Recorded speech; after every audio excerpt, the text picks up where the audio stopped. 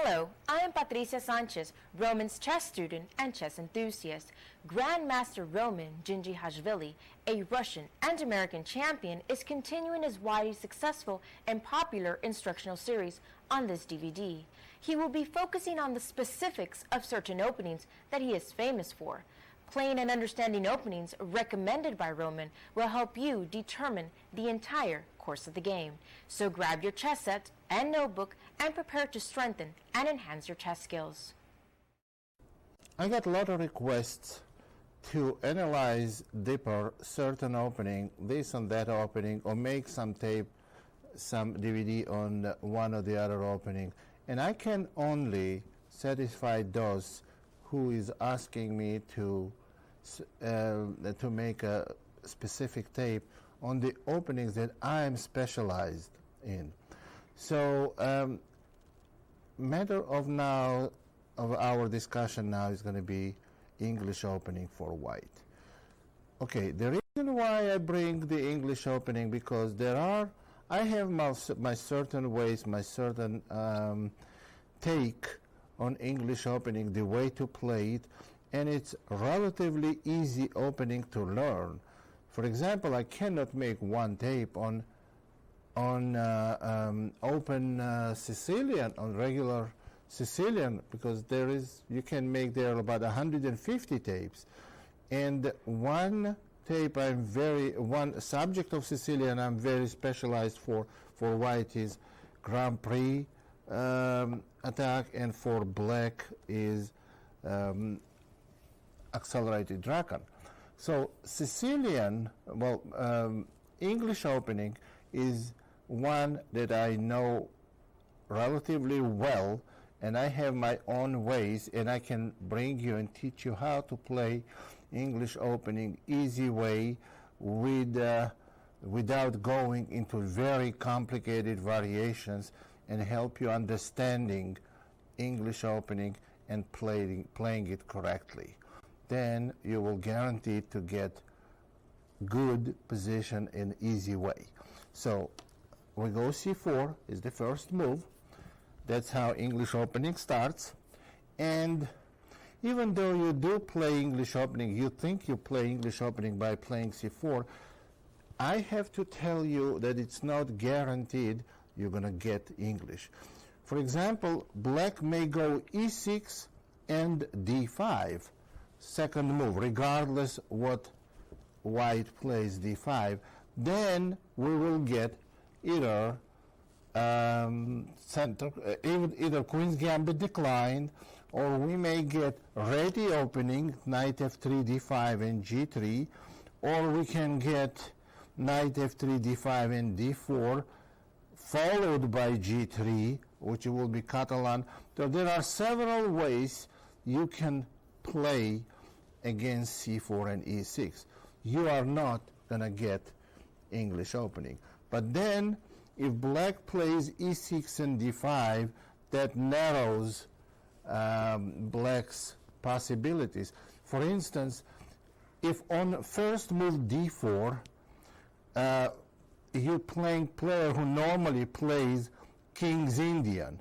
Well, for him, it's very unlikely to get from him the e6 first move, because he will never get the King's Indian then. And if you go d4, the King's Indian player will be forced to play something like Nimzo Indian or Queen's Gambit. So they will not want. So by playing c4, you either gonna get English opening, or you will make your opponent play some openings that he wasn't originally planned on playing against d4 or c4. So when you play c4, e6 is the one way to avoid English opening, and c6 is the other way. Now, when they play against you c6, you have several choices. Again, you can play e4, and after d5, get pan of attack in Caro-Can, or after c4, c6, you can go d4 and get Slav defense, or you can go knight f3 and after d5 go g3. get ready opening. Well, those are all these choices. Now, obviously, we are not going to look at them, at all choices for white. We are obligated to look at every choice for black, but the idea of the tape is to give you one recommended line on every variation black chooses. So we're going to narrow possibilities for white. So I will recommend you something, and if you choose to play differently, then you have to use your own sources. So C4, C6, and C4, E6. That will avoid English. Well, otherwise, by playing C4, of course not counting some pointless continuations such as B5 and CBA6, we are not going to be looking at unsound pawn sacrifices. So then we will get an English opening unless black plays E6 or C6. On knight F6, for example, we go knight C3, and again they can go E6, and then we have a choice to go E4 to English, one variety of English opening, and go D4, inviting your opponent to play Ninja Indian or Queen's Gambit declined. So when you play C4, and suppose your opponent plays alone with you. So and he plays along by playing knight F6, knight C3, and he goes King's Indian. Now we're not going to play King's Indian by playing D4 because we want to play English. So we go G3 and Bishop G2, and later on we're going to go D3, and we will cover this. The other way to play after C4, knight F6, knight C3. Now if black goes C5, or actually black could have gone C5 on a first move. So C4, knight F6, knight C3, black still can go C5 and black can go E5. So those are the two type of English openings. It's interesting, it's a very rare opening, maybe the only opening in the chess theory where on a first move black can go C5 and E5, and in both cases it's English opening. It's English. So E5 is one way to play on a first move, or after knight F6, knight C3 on a second move, and C5 is the other way to play. Another way to play on a first or the second move. So when we go C5 and knight C4 and knight C3, we can get positions with C5 and positions with E5. So we have to be prepared for them. And interestingly, if you play with white and you play only C4, this is the least amount of theory you need to know than in any other continuations, in any other first move you have to play with white. Well, of course, what I'm saying is to play modern opening, to count, to play for initiative, to play for opening advantage, and you need to know the least amount of theory and to get for it. If you go E4, you have to dedicate the lifetime to studying the critical variations and modern openings. Well, with C4, on C5, you have to know certain variations and fight for opening. Of course, you can go G3, Bishop G2, Knight F3, and D3, and knowing no theory, but then you will get no advantage in the opening at all. C4 is the way to play for initiative. So the continuations are C5 and E5 positions. C5 and E5 positions is two major chapters we have to study, and also we have to look how are we going to play on E6, and I give you one recommended line on that, and how we're going to play on c6, I also will give you the recommended line. So let's start with c4 and e5.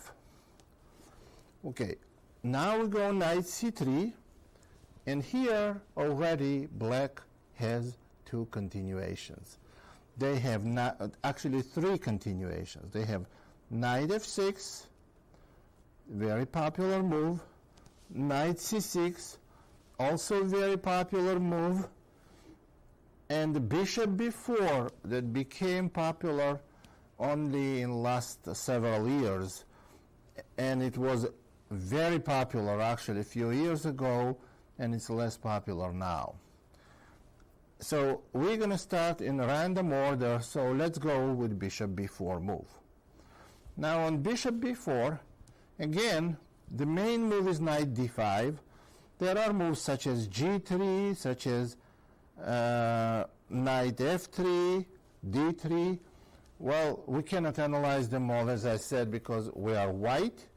So we want to, you want to hear from me what I would recommend.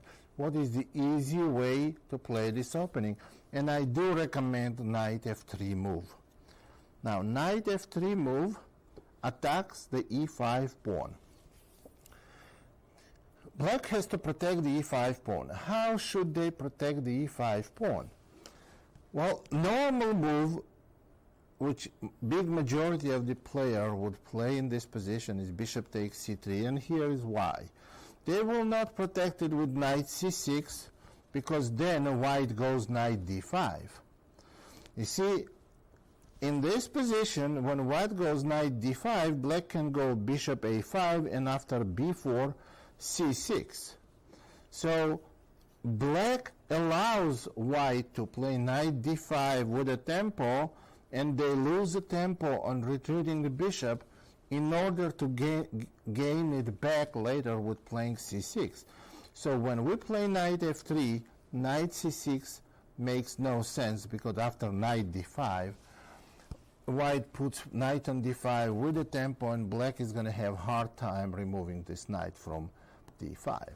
So bishop takes c3 is the most expected move in this position.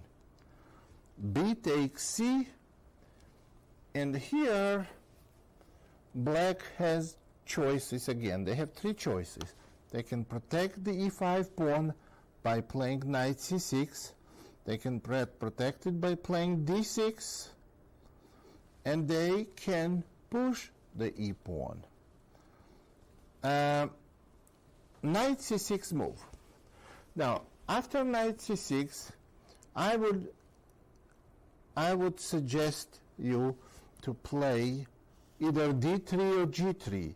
Actually, they are both good continuations, and it's more like the way you choose it. It's what more suits your taste. You can go d3 followed by e4 and bishop e2, or you can go g3 followed by bishop g2, castle, and d3. And in every case, white has good position. White has a little better position. e4 move, that's not a good move, because white can go knight d4, and now e4 pawn, it's more of a liability than a strength. I would say the e4 pawn is weak.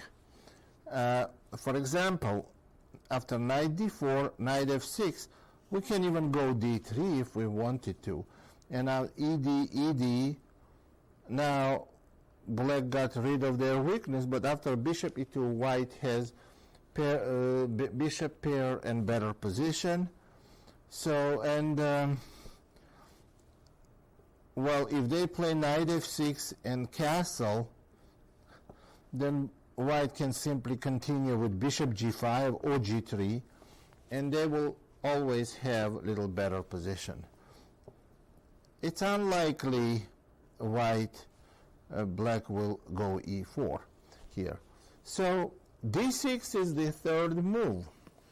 d6 is the move it's the most logical move, and it looks like black wants to play knight c6, f5, and knight f6, but here the best move for white is c5, and white gets favorable pawn structure.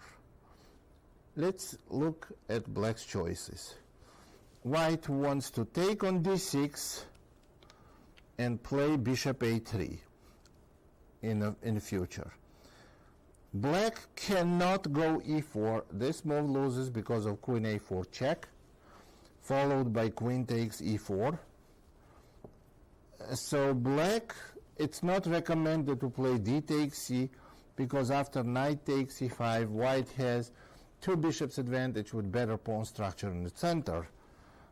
And if black plays simply knight f6, after c takes d, g3, and black castles, white would go bishop g2, and after knight c6 castling, white's plan is to go d3, c4, rook b1, and bishop a3. Now, there is nothing black can do to stop this plan. For example, if black goes e4, then we can go knight d4. Now, this is not going to be very good for black, because knight takes d4, cd, and even if black supports with d5, later on white plays d3, and dark square bishop will go to g5 or a3. White has easy game. That's what this opening all about. We get an easy game where we know the plan, and you don't have to study bunch of complicated variations. This is the main advantage of this opening. This opening does not guarantee you better positions than after e4 or d4. No, it guarantees you easier life in the opening where you know what your plan is.